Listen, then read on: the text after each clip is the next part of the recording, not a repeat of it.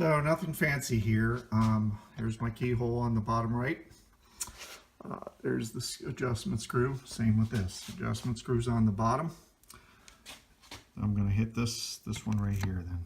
What I'm using the tool to do it with is my Dremel. And I got a little bit in there to help grind it out. All right, I'm going to have to put this away. I'll be back. Okay, so I'm not the best at making the damn keyhole. But hey, it's going to sit over that plastic post and not have an issue. So, that's okay. Important note time. Save yourself some aggravation. Notice I got the lights on. The light is not working. The reason is it's because I've got the leads backwards. I found this out the hard way yesterday. Notice the red's on the right, black's on the left. Watch what happens when you reverse them. So notice I put the red on the left, black on the right, and I got a nice bright light. So the reason I say that is because there is a key or a locking mechanism for the clip, okay? Get the boot. Here's the boot. Where's the boot? Where is it? There. Come on. There it is. There's the boot with the clip up top, and it has to go in a certain way. So when those leads go in, you got to make sure it marries accordingly, or else you're going to be tearing apart this clip, and it's no fun. So more to follow on that. So basically, I orientated the boot to match the locking key up top, and it's red on left, black on right. And I can't do this with one hand, so I'm gonna stop for now and show you the end result. Okay guys, as far as the hooking up the boot, you'll notice I had the red on the left, which is what I showed in the video. Notice how that little black rubber sleeve at the bottom of the connector is seated. That makes it watertight and seals it. Key to notice here is it doesn't go in well unless, let's see if I can get it, you have the pin twisted the right way. So what I mean by that is if you look through the hole on the boot, I'm going to try my best here. Here we go. Notice there's a little clip that locks it in place. It's hard to see here, but there's a little bump on the connector itself. It kind of sits in a little groove there to the right. I don't know if you can see it, you probably can't, but I'll show you on the connector. This is important or else it won't sit right. So notice that bump right there at the end. That bump goes to the right, and it has to go in that exact way or else it won't sit firmly in the boot, and you won't be able to get this rubber grommet to seal.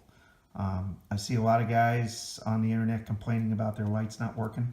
That'll do it in a heartbeat. So let me finish that up and I'll show you what it looks like at the end. Okay, so I've got both leads in. I got the locking mechanism up top like I showed you on the harness. Red's on the left, black's on the right. Notice how they both sit very snugly in those in the grooves, no sticking out. That makes it watertight.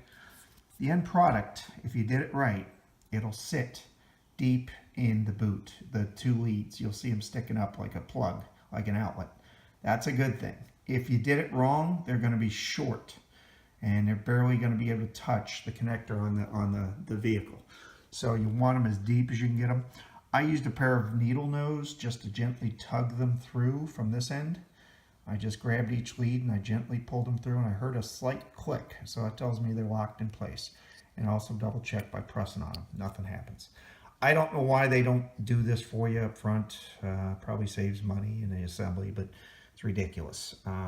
Okay, so please pay attention to that one. That's okay. All right. And before you go through the headache of putting it all back together and putting in 4 screws that drive you nuts, I did a quick test. The light's working great. Sits good. It's okay. Back under the vehicle. I've tested the light. It works great. Just connected it. Now I'm getting ready to slide her on in. Before I do, I just want to show you again. Don't pull this screw on both sides. The opposite side on the passenger side. That one looks like it should be it, but do not pull it. That's where it's near that post. See this post right here? That's that keyhole I was telling you about that you had to cut out on the mounting assembly. So you only need 3 screws, 1, 2, and 3, okay? By the way, do not use, let me break them out for you. Do not use the ones they sent you. These are meant for universal mounts. Usually they're machined. They're not meant for this application. Those are totally different from the OEM screws. Do not throw away your OEM screws. Use the 3 OEM screws that came out of the original assembly, because these are pre-drilled and everything else for the plastic, and that's what you want to use. Okay, again, before I get crazy here and install this thing, I just want to point something out. There's that screw you don't pull. Right there is the plastic keyhole mount. It's easy to get tricked. You'll think that's a screw and it's not. I'm putting in the first screw now, right here, and the other 2 are up there and on the opposite side. So we'll be back. Okay guys, that wasn't too bad. 10 minutes to put in all 3 bolts. Today I'm having a good day and it went in without any trouble. I will say last night on the other side, the top bolt on above the plastic keyhole was killing me. The world of difference was the ramps. Just having your ability to move your arms about and made this probably go from a 7 installation down to a 5. So I would definitely put up on ramps. I hooked up the cannon plug. Good to go. Now I'm going to test the lights before I put it all back together. Okay, looks good. So I'm going to do a light pattern check after I put the bottom panel back on.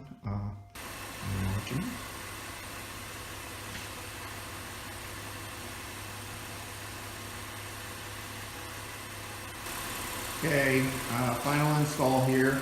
I'll try to do a light pattern test. It's not scientific by any means. It's off my garage wall. I looked at it before I pulled the lights with the OEM and covered up the headlights, so here it is. Alright, so the pattern starts over here, right on the edge of the wall. It comes all the way around, it gets really intense in the middle, and then it fades off about the same point as the other side. So, how does that compare to the other one?